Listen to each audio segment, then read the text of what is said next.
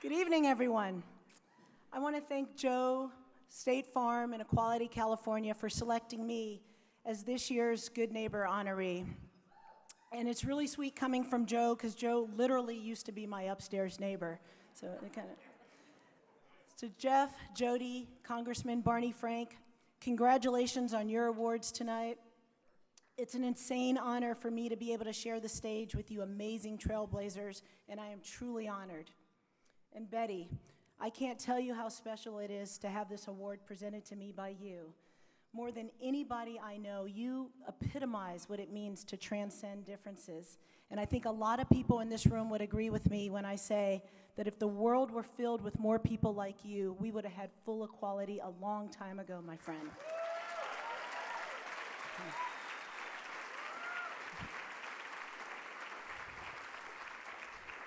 I am particularly proud to be the recipient of this award because I so deeply love my city and my Western Addition community where I've lived since the age of 4. How did I get here? An at-risk kid, inner city kid, affectionately nicknamed Boo Boo Jones by all my peers in the Fillmore, and I even had a few brushes with the law. I believe it was because of a culmination of 2 major influences in my life. My mom, Helen, a single mother, civil rights activist who fought tirelessly to make sure that her 3 girls did not experience the same discrimination that she endured throughout her life.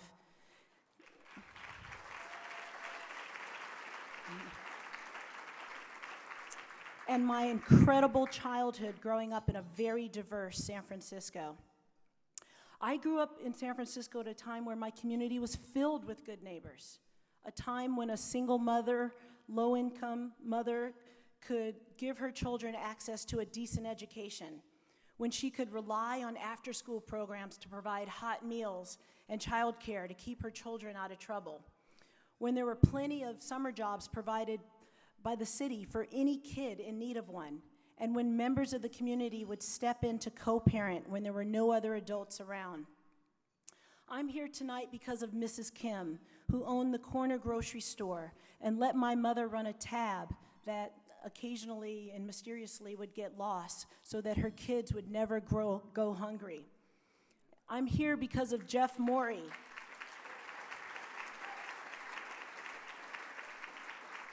the executive director at the Japanese Community Youth Center, who made sure that every kid in our neighborhood had an opportunity to go to summer camp, even if their parents couldn't pay, and acted as a surrogate father to so many of us who didn't have positive role models in our lives. I'm here because of Denise Hinkle, the executive director at my small little private school, who let my mother teach improvisational drama to pay off any tuition that wasn't covered by my scholarship.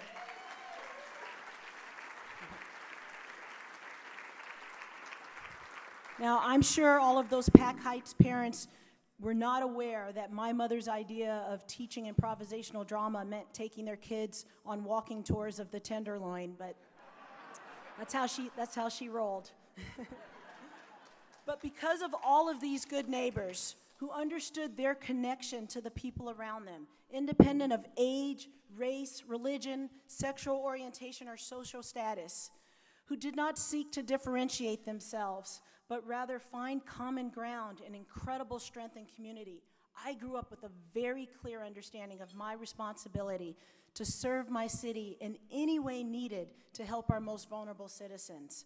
Citizens who add to our diversity, our culture, and make San Francisco the best city in the world.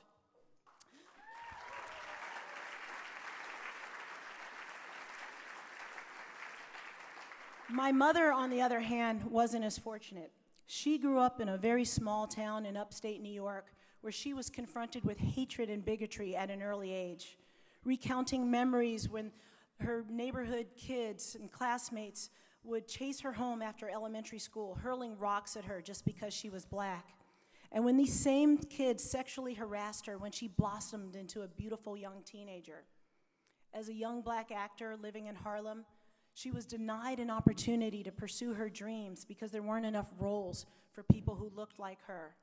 Trying to survive and thrive every day in the face of so much resistance sparked a fire in my mother to fight the hell back, to never stand still or silent in the face of injustice.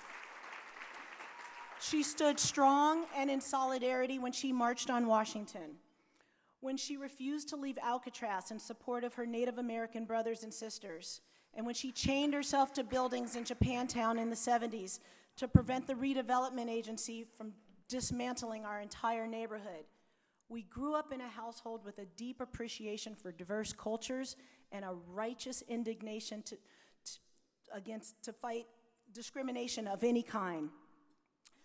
So when I was asked to join the board of Equality California at a time when social media was shining a gut-wrenching spotlight on our LGBT youth who were taking their own lives because they didn't feel safe, loved, or respected, I didn't know what I, a corporate biotech gal, would contribute, but I knew two things.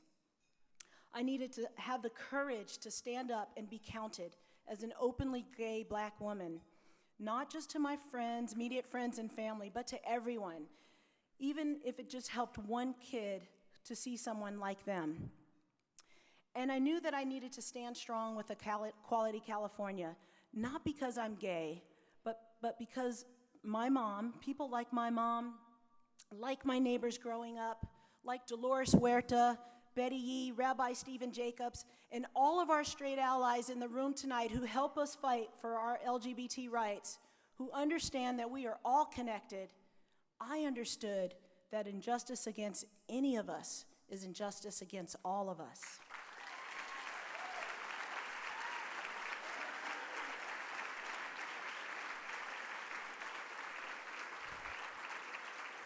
So if I can leave you with anything tonight, it is this. The LGBT community is represented in every race, ethnicity, religion, every economic and geographic sector in the world. If we can just find a way to harness the power of our diversity, to be good neighbors to one another, to seek understanding, build communication, and care about one another, we can achieve full and lasting equality, but only if we achieve full and lasting equality for everyone, when all lives matter.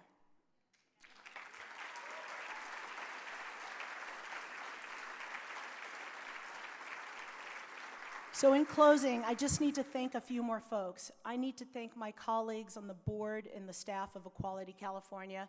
They work so hard with so little resources to lead this charge for all of us. I'm really grateful for all that they do.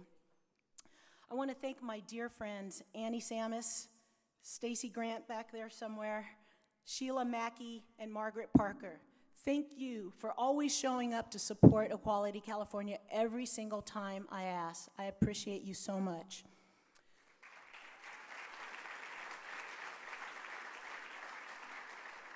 And last but definitely not least, I want to thank my incredible friends and family who are here tonight for supporting me in everything that I do, and especially my sisters Chloe and Marianne for being the best role models a little sister could ask for, and my nephews Evan, Stephen, and Hassan for giving me so much hope for the future and for allowing us to pass this huge baton. Thank you so much.